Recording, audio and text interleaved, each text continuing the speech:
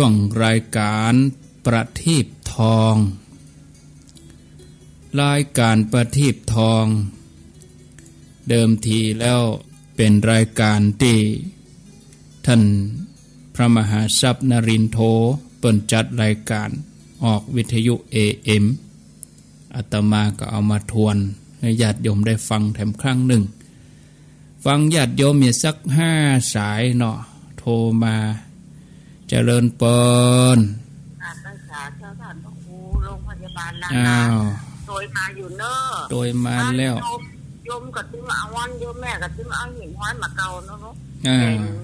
แบ่งควักไปสองนั่นนะเจ้าที่เนี่ยอย่างนี้นะ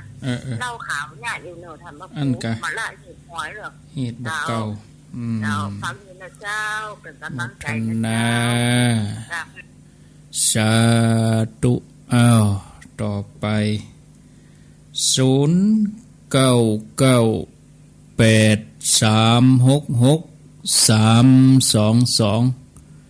0998366322อ้าวมีเข้ามาไผเจ้าจ้าอันนี้ลองเช็คพอก่อนว่ายังมีคนฟังอยู่ก่อเมืองฟังมีก็เมืองฟังมีก็เข้ามาเลยอยู่ด้วยกันแถมชั่วโมงแต่กี้ก็เป็น96ประเด็นนี้เฮาอยู่ด้วยกันนี่เมืองฟัง104ฝ่ายหินแล้วก็แม่แจ่มเจริญปนเจ้าโอ้จากชัยประการเจ้าชัยประการบ้านหยังแม่บ้านป่าแดงแม่ทะลุเจ้าโอ้ป่าแดงแม่ฟังตลอดน้อเจ้าฟังตลอดเจ้ามาเจ้าฟังก่อมาเจ้าบางเจ้าก็ตันบางเจ้าก็บ่ตันบางเจ้าก็ตัน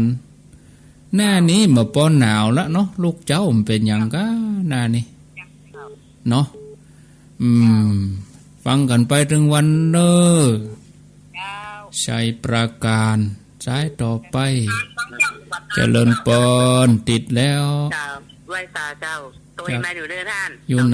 หนอ๋อหนองจอมน้องจอมได้ยินทีก็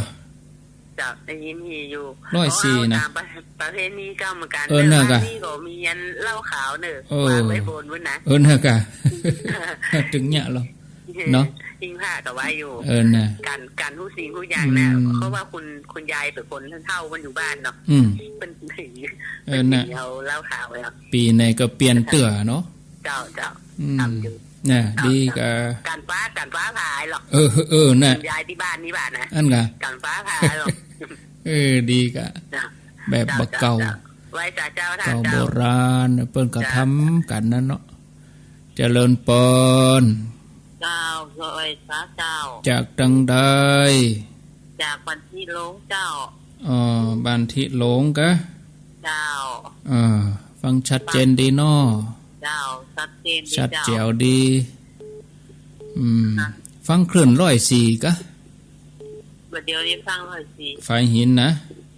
เจ้าไฟหินนั้นมาเจ้าฟังกับมาเจ้าน่ะมาเจ้าฟัง96แม่แรงมา104เจ้าเบอร์96ก็ฟังจบแล้วจบไหลมาเพ่อันใดแจ๋วแจ๋วเหมือนกันล่ะแจ๋วถึงกูเจ้าฟังไปเลยๆเน้อเจ้าโมทนายินดีจกดีอ้าว4 สายแม่แจมอย่างดักเซฟฮะแม่แจมฮะมีก็เข้ามาเน้อสุดท้ายเน้อได้5 สายแล้วก็ได้จะทวนรายการประทีปทองละเจริญปน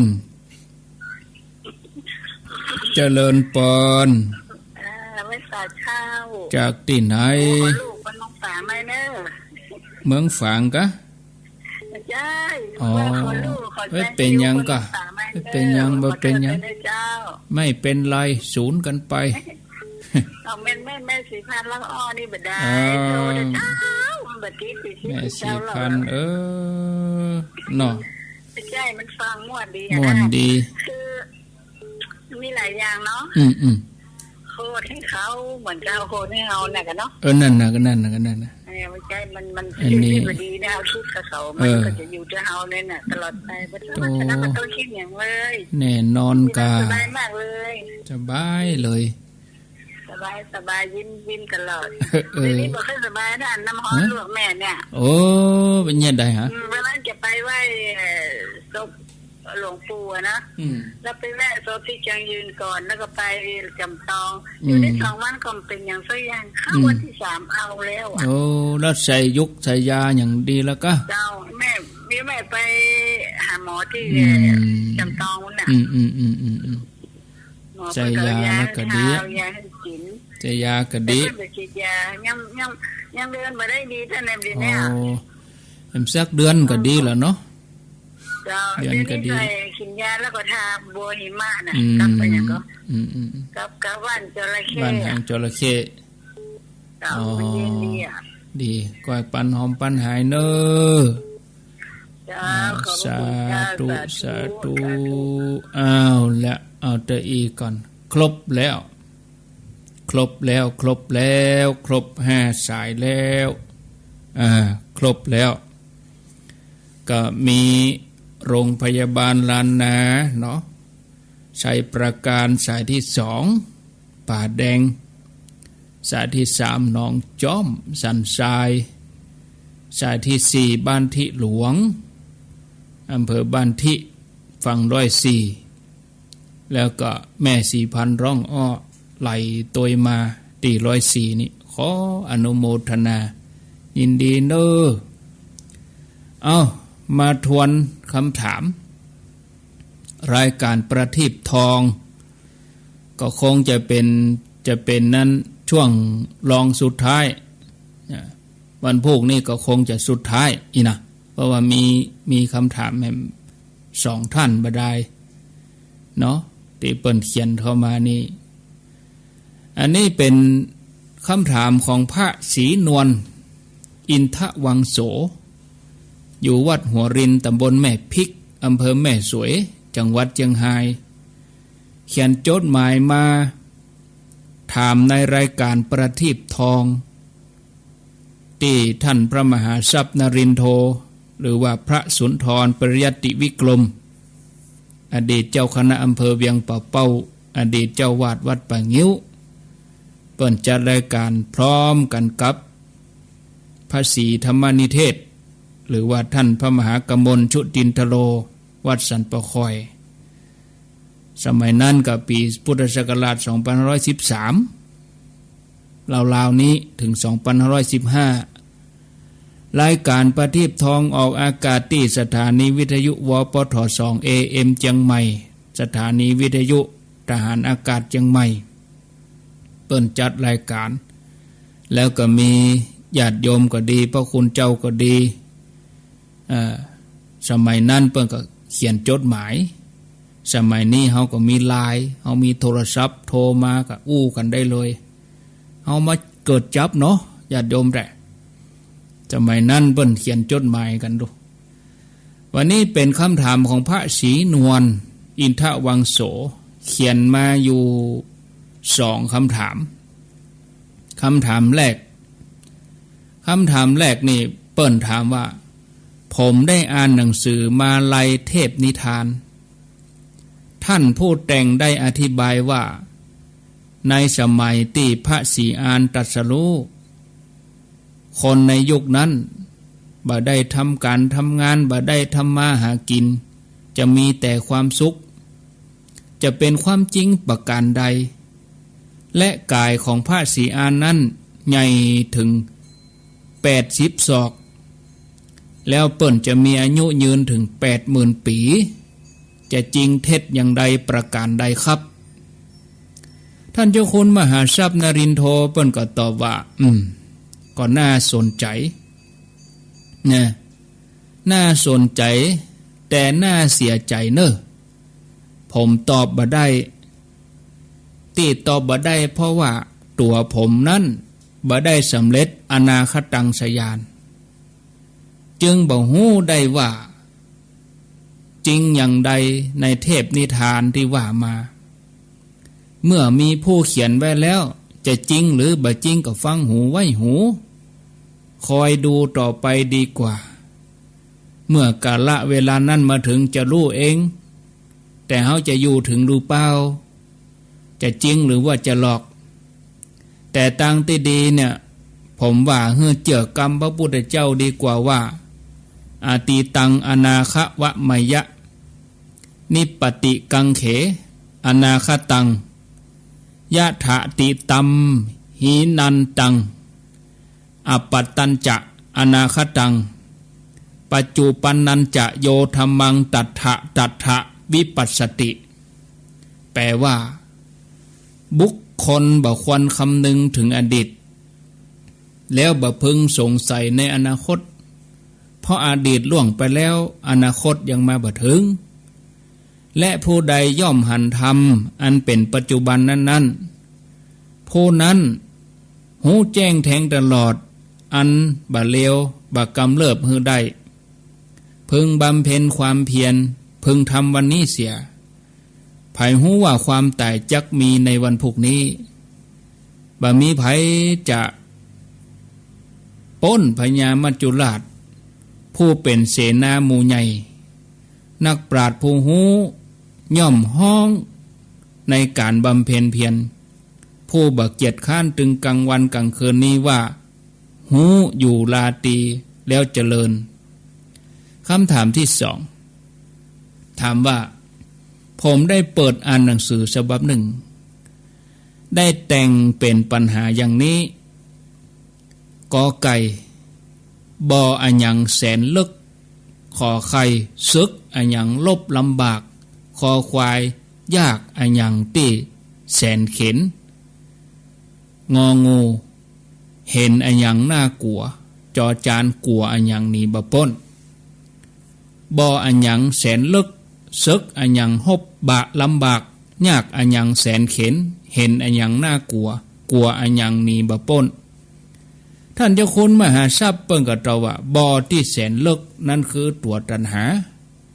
บาลีว่านัตถิตัณหาสมานัตถีแม่น้ำเสมอด้วยตัณหาไม่มีซึกที่หบลำบาก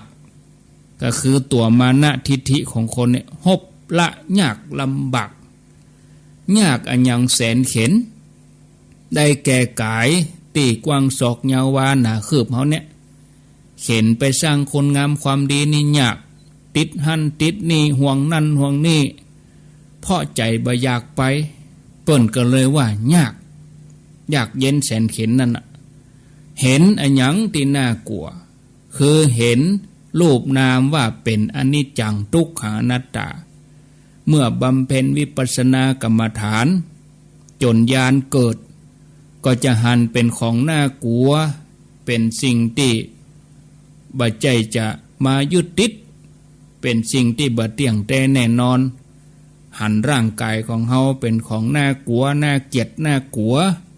เป็นสิ่งที่สะสมสิ่งสกปรกโสโครกเป็นเชื้อโรคเนี่ยกลัวอย่างนี้บ่พ้นคือกลัวตายทุกคนกลัวตายแต่ก็หนีบ่พ้นหนีบ่พ้นก็คือบ่พ้นแน่นอนจะตายจ้าตายเว้ยถึงเวลาก็ต้องตายจะเจ็บจ้าเจ็บเว้ยถึงเวลาก็ต้องเจ็บอันนี้กลัวอย่างนี้บ่พ้นคือกลัวเจ็บกลัวตายแต่ที่สุดมาก็หนีบ่พ้นเหมือนกันหมดต่อไปเป็นคำถามของพระอินทร์สมจันทโชโตพระอินทร์สมจันทโชโตอยู่วัดแม่สวยหลวงตำบลแม่สวยอำเภอแม่สวยจังหวัดเชียงรายพระอินทร์สมจันทโชโตมีคำถามเข้ามาอยู่7 ข้อด้วยกันคงจะตึกพระอินทร์สมเนี่ยแล้วก็เดี๋ยวจะมีคำถามของโยมพิสมัยมา2 ข้อเนาะพระอินทร์สมถามคำถามแรกว่าขอเรียนถามสวดยังกินจิกุศลังในตอนที่ว่ามาตาปิตาสุขิตาโหนตุกับคำว่ามาตาปิตโลสุขิตาโหนตุ2 คำนี้คำไหนถูกครับเจ้าคุณมหาทรัพย์ก็ตอบว่าถูกถึง2 อย่างที่สองคือมาตาปิตโลถูกเพราะกิริยาเป็นพหุวจนะคือโหนตุฉะนั้นควรว่ามาตาปิตโลถ้าว่ามาตาปิตากิริยากับประธานนั้นบ่ตรงกันผิดไวยากรณ์ที่เปิ้นห้ำเฮียนกันมาถึงวันแต่ท้องถิ่นเขาว่ากันอย่างอั้นแต่ที่ถูกก็มาตาปิตโลถูกถ้ามาตาปิตาอันนี้บ่ถูกลักบาลีบ่ถูกลักไวยากรณ์ที่ว่าถูกถึงสองนั้นถ้าเขาว่ามาตาปิตาก็มันถูกตามถิ่นถูกตามที่เขาอู้แต่ถ้าว่าจะให้ถูกบาลีถูกกิริยาอันเป็นพหุวจนะโหนตุควรจะว่ามาตาปิตโลอันนี้ถูกกว่าคำถามข้อที่สองถามว่าบุคคลเฮาในโลกนี้มีอันอย่างประเสริฐที่สุดบุคคลเฮาในโลกนี้มีอันอย่างประเสริฐที่สุดเพิ่นก็ตอบว่าบุคคลมีอริยทรัพย์ภายในคือศีลศรัทธาหิริโอตตัปปะพหุวจนะจาคะปัญญาศรัทธาคือความเชื่อศีลคือความเป็นปกติหิริความละอายโอตตัปปะความเก่งกลัวพหุสัจจะความเป็นผู้ได้ห่ำเฮียนจาคะความเสียสละปัญญาคือความหอบหู้ความไว้ในใจ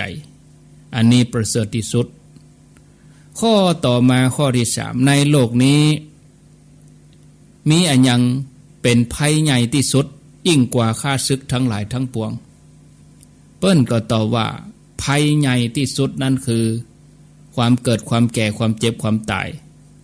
เป็นภัยที่น่ากลัวที่สุดยิ่งกว่าภัยใดๆในโลกนี้ภัยอื่นๆถึงจะมีก็มีบางครั้งบางคราวบางท้องถิ่น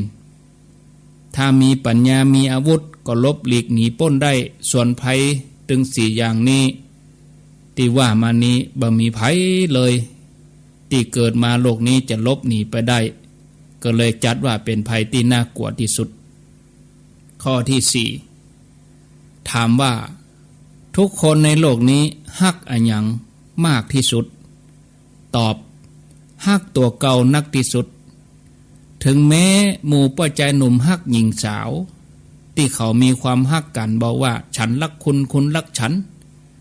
นรักคุณยิ่งกว่าชีวิตก็อาจจะสละตายแทนได้แต่ความจริงแล้วเปล่ากรรมอูแบบนี้เป็นกรรมอูที่เอางามเป็นกรรมอูที่เอางามน้ำใสสวยหน้าอูต่ออันไปบ่ได้ใจแท้บ่เป็นอย่างอันจะหันได้เมื่อกู้ฮักปอใจแม่ยิงถ้ากู้ฮักปอใจเขามีงานทำมีเงินเฮือใจก็จะอู้ว่าฮักฮักต่อเมื่อตอนตกงานบ่มีเงินใจบ่มีเงินเฮือกู้ฮักก็ตีตัวออกห่างการที่เขาตีตัวออกห่างเพราะอันยังตอบได้ทันทีว่าถ้าเขาได้มาเป็นสามีต่อไปตั้งหน้าเขาคงจะได้รับความทุกข์เขาเลยบ่อยากจะมีความทุกข์อันนี้แสดงให้เห็นว่าเขาฮักตัวเองพระท่านถึงบอกว่ารักอื่นเสมอตนไม่มีข้อที่ห้าถามว่ากำลังอันอย่างในโลกนี้ทรงแหงที่สุดกำลังจ้างยังบ่เต้าตอบว่าได้แก่กำลังสตรีมีกำลังแหงพระจันทร์พระอาทิตย์สมณพราหมณ์ฝั่งทะเลต่างมีกำลังแต่สตรีมีกำลังมากกว่าสิ่งเหล่านี้ข้อที่หกในโลกนี้มีอันอย่างที่ยั่งยืนที่สุดบ่มีอันอย่างที่ยั่งยืนเต้าตอบว่าความตายเป็นของยั่งยืนบ่ฮู้จักจบจักสิ้นไผๆเกิดมาก็ต้องเจอต้องปะความตายเป็นของยั่งยืนข้อที่เจ็ดสุดท้ายคนเฮาที่นอนหลับ ชื่อว่ามีศีลอยู่หรือเปล่าตอบว่าคนนอนหลับบ่มีศีลเพราะเจตนาจะงดเว้นการทำความชั่วในขณะนั้นยังบ่เกิดคนหลับมีแต่จิตวิบากอยู่19ดวงทำหน้าที่ในภวังค์ต่ออันฉะนั้นจึงบ่ได้จัดว่าเป็นคนมีศีลคนนอนหลับเป็นคนบ่มีศีลจบศรัทธาญาติโยมวันพวกก็จะมาว่ากันต่อเนาะปัญหาก็ยังอยู่ที่แม่สวยอยู่นะต่อไปก็จะมาเป็นคำถามของอันโยมพิสมัยโยมพิสมัยนี่เปิ้นถามว่านะโมพุทธายะเป็นอักขระเป็นคาถาใจแทนพระพุทธเจ้า5พระองค์อีนะอันนั้นก็แล้วแต่โยมเขาจะมีความเชื่อจะคาถาก็จะอันยังก็จะเป็นกรรมบริกรรมก็จะเป็นยังก็อันนั้นก็แล้วแต่ละสำนักนะแล้วแต่อาจารย์เนาะแต่โยมเปิ้นขออธิบายก็จะอธิบายหมกปอความเข้าใจปอให้พอดีนะโมพุทธายะนะโมพุทธายะเอานับแล้วมี5กรรมนะโมพุทธายะนะก็พระเจ้า5พระองค์นะหมายถึงกะกุสันโธโมโกนากมนะพุทธพระกัสสปะ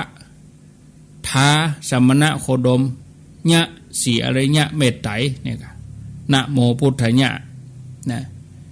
นะกะกุสันโธ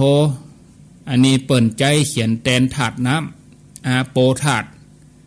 มีกำลัง12อันนี้อู้ถึงคนที่เปิ่นไปตั้งเสกตั้งเหล็กทั้งยันอย่างบุเรอตั้งพุทธคุณบุเรอตั้งเมตตามหานิยมบุเรออันนี้ว่าไปตามแบบนะเป็นความเชื่อนะโมโกนากมนะอันนี้เขียนแทนธาตุดินปฐวีธาตุมีกำลัง21พุทธก็คือพระกัสสปะอันนี้เป็นธาตุไฟเตโชธาตุมีกำลัง6ทาสมณะโคดมก็คือพระเจ้าองค์ปัจจุบันนี้เป็นธาตุลมวาโยธาตุมีกำลัง7ยะคือสีอริยเมตไตรคือพระเจ้าองค์ต่อไปหลังพศ2500พศ5,000ไม่ใช่2,500อันนี้เขียนแทนอากาศธาตุมีกำลัง10นะ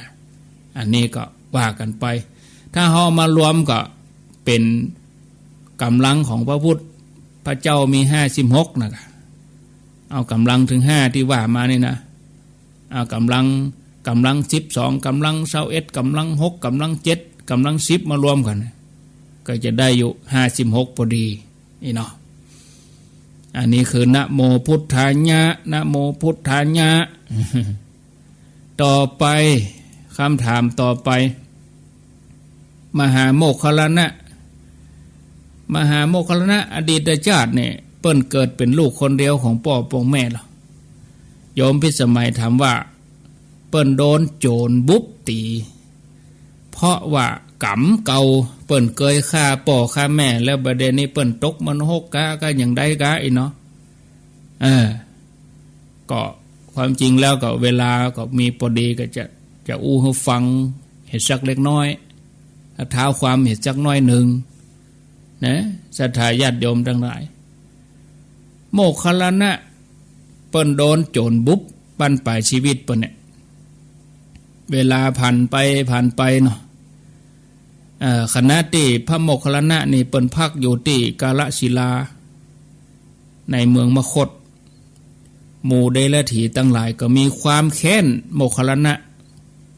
เพราะท่านมีฤทธิ์หรอสามารถมีฤทธิ์ไปสวรรค์ก็ได้มอนหกก็ได้หมู่เดรัจฉีนี่เขาเสื่อมลาภเลยคนหันฤทธิ์โมคคัลลานะก็มาศรัทธาพระพุทธเจ้าเห็นมดปตกทำให้หมู่เดรัจฉีเนี่ยขาดรายได้เนาะอันนี้จะแก้แค้นหมู่เดรัจฉีนี่โอ้ทำให้คนทั้งหลายเสื่อมศรัทธาลาภสักการะก็เสื่อมลงค ความเป็นอยู่ลำบากฝืดเคืองหมู่เดรัจฉีก็ปรึกษากันว่าเขาจะต้องกำจัดโมคคัลลานะตัดปัญหาตกลงกันก็เลยลงขันกันเลี่ยไล่กันลงขันนะได้เงินมาหมอกพอดีก็ติดต่อจ้างโจรว่าจ้างโจรไปฆ่าพระโมคคัลลานะหมู่โจรใจบาปเมื่อได้รับเงินแล้วก็เอาละลุยได้เงินเป็นค่าจ้างบักเกิดเรื่องบาปเรื่องบุญก็ไปยับพระโมคคัลลานะถึงที่พักพระโมคคัลลานะเปิ่นก็หูตัวนะหูตัวว่าโจรจะมายับมาปองไล่ก็หนีถึง2 เตื้อ 3 เตื้อเมื่อครั้งที่3ก็มาพิจารณาว่าหันกรรมเก่าที่ตัวเองเคยได้ทำในอดีตเพราะหันว่ากรรมเก่านั่นน่ะอย่างได้ก็ตึงหนีบ่พ้นยอมเลยยอมเพื่อโจรจับหมู่โจรก็